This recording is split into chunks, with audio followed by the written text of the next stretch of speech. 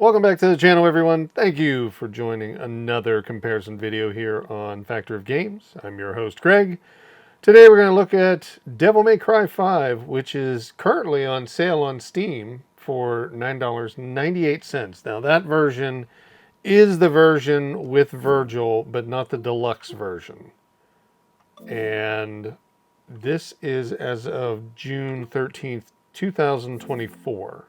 And I believe it goes through next week, if I'm not mistaken. I don't really know the actual date that it ends. I think it's the 16th, maybe. So just looking at it, it's a verified game on Steam, so you don't have to do really anything. And as far as I remember, you're going to be able to run it pretty much at 60 FPS on the LCD, and then mostly at 90, I believe. Maybe a little bits of dip here and there. Now that's on the base settings that I show you here. You can adjust it, make it a little bit lower, maybe lock in both of those. Realistically, we've talked about this on some of the other comparison videos. If you were just to limit the actual game down to 60 frames per second on the, or 60 frames, or 60 hertz screen refresh on the OLED, you would essentially be able to maintain a pretty solid battery life. We're talking, 3 hours or so on this game, and instead of running at 90 hertz refresh rate. So let's jump in and see. This one does have, I believe it's what? Nero and Virgil as the new characters beyond Dante, if I'm not mistaken.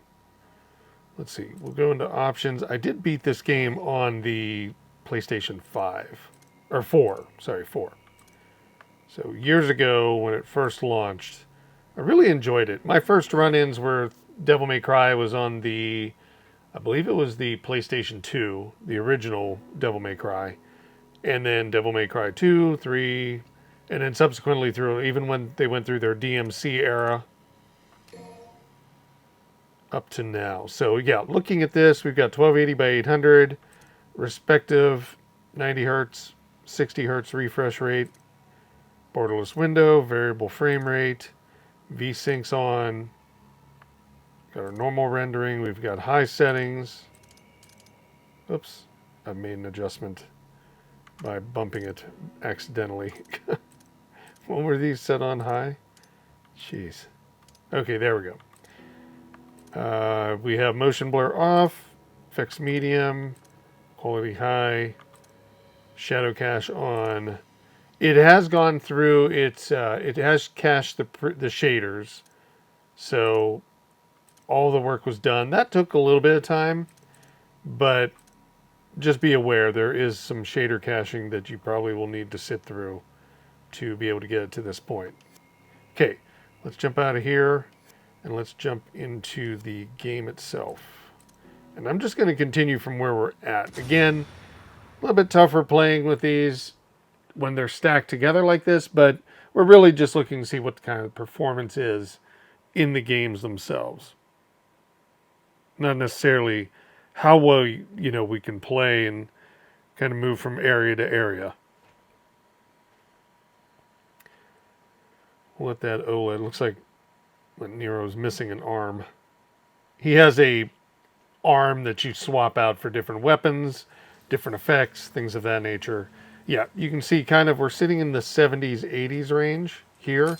It will go up to the 90s here and there, but especially I think if we look up, yeah, we get that. But when you look for detail, it's going to be a little bit more, it's going to bounce around a little bit more. So ideally, you're using 22 watts here. You're using about 10 to 12 watts here, funny enough, on the LCD. And still maintaining your 60. So let's do this. Let's go in and let's adjust this down to 60 hertz refresh. There we go. Let's see what we get now. Still going to be higher though. This one's running super well at around 14 roughly watts, something like that. Let's keep going down this way. Need to catch up to V. We'll try to catch up. Fast. Nope, I think something's happening.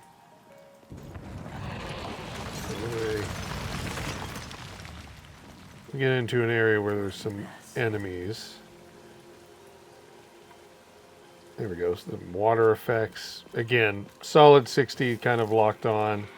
15, roughly about the same amount of usage for power. You can see, you know, this one's definitely at about 75% of the battery. This one's 58% of the battery. An hour and 22 left.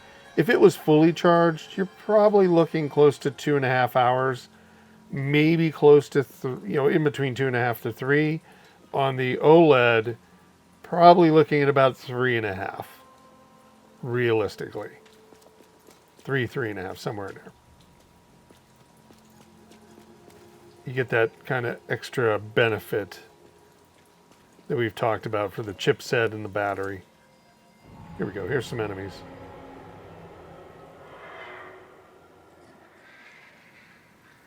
In terms of the OLED screen, there is a, to the eye sitting in front of it without a camera, there is a little bit difference, as always, with the darker shadows.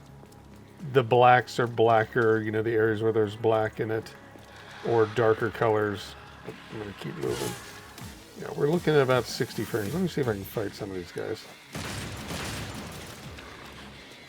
Oh, yep. Going to take them out one by one, I think.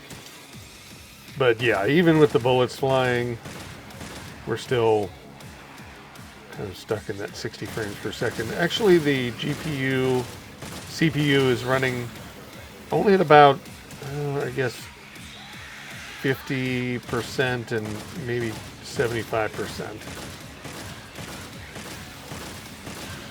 Depends with how many enemies are on the screen, I guess.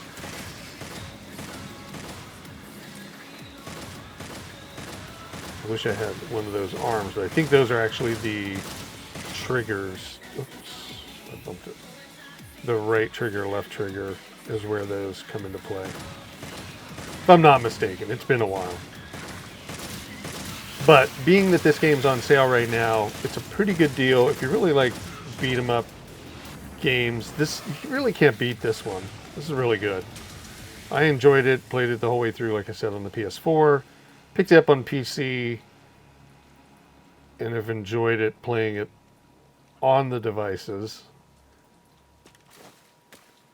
I don't think I'd actually beat it on the Steam Deck. It's been a little bit of time. Okay, there we go.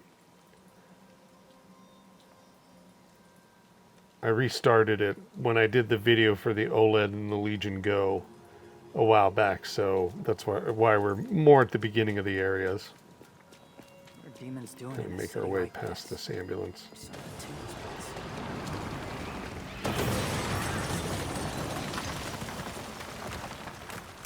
Even with all the effects flying around, I think we're just going to try to run through these guys. Not making it easy for me, huh? And here is just, I don't know, mid-level boss. I wouldn't even call it that, but a cutscene and a boss.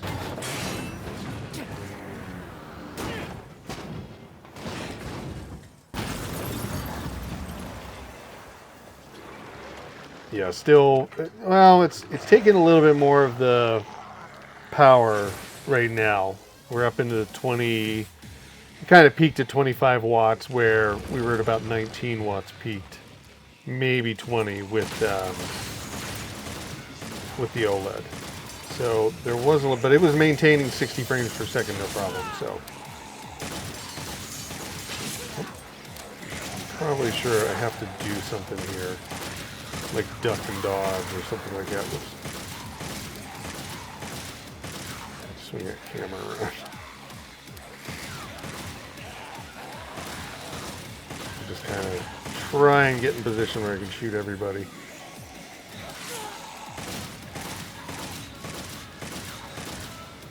Yeah, we're still holding tight at 60, which is nice. Like I said, the franchise is really good. Like, comparable franchises would be, what, Bayonetta, trying to think of some others. I don't think Stellar Blade. Well, maybe Stellar Blade falls into this. I didn't have a chance to check that game out, but I thought it was kind of a beat 'em up, like Bayonetta. Bayonetta being my favorite, but DMC Devil May Cry is really, especially Devil May Cry 5. I really like this game. I thought they did an excellent job. And it had been a while, like Devil May Cry 4, I want to say it was on the PlayStation 3, Xbox 360, and then they went to that DMC, which was on, kind of that similar generation, and then they went to Devil May Cry 5, which was the first Devil May Cry to kind of hit the PlayStation, or the PS4 and Xbox One. Now, one thing we will check out, and this is necessarily related to Steam Deck, one of these days I'm going to show the Devil May Cry on mobile. iPhone is what I have it on. iOS. It's pretty good. I mean, it's with a controller, some kind of controller experience. It feels like Devil May Cry, say 3-ish, something like that. Like definitely God of War style, but it's done in like a God of War, but very similar to this. Yeah, we've got lots of stuff on the screen here, and it's holding tight. Reflections are there. We have it on high settings, and it's running fairly well. I don't know, can I jump off the edge? I think I can. Can I? No. So I gotta go back this way. We'll kind of go see if we can get into another area.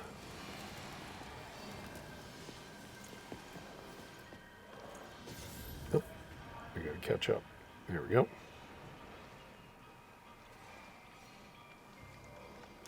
Really don't know what. Oh, just examining it. There we go. Yeah, I can The Nidhogg hatchling. Funny. Okay. I think that's pretty good though for the comparison. We've seen kind of areas, various degrees of fighting enemies on the screen. Overall, the game is running very well. Again, I would probably limit the OLED down to 60 frames per second or 60 hertz refresh rate just to be able to get better battery life, less power consumption. It's just going to be a better experience and last longer. That would be my reasoning in that. There's no real need to go over the 60 frames per second. I mean, 90 might look a little smoother, but in general, I think 60 is just fine for this game, and it plays really well when you limit it down. So, if you haven't already, folks, definitely subscribe to the channel. Click that subscribe button and come back. Check out the daily polls that I put up for voting for which games you want to see on the Weekly Factor, which is our Saturday live stream here on Factor of Games. I host that every Saturday night at 7 p.m. and walk through 5 games that you vote on, which basically is Monday, Tuesday, Wednesday, Thursday, Friday.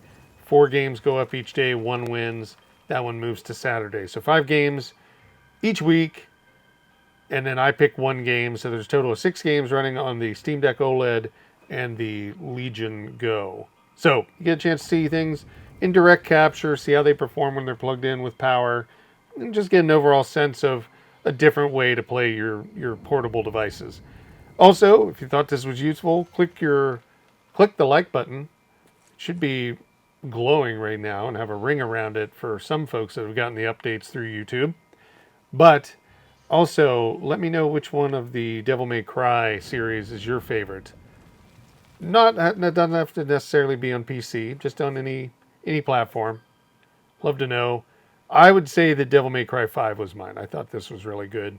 It's like they finally honed the craft for this franchise, and I think they're onto something. So hopefully they'll make a Devil May Cry 6 somewhere in the future. But appreciate it. Have a great day. We'll talk soon. Bye-bye.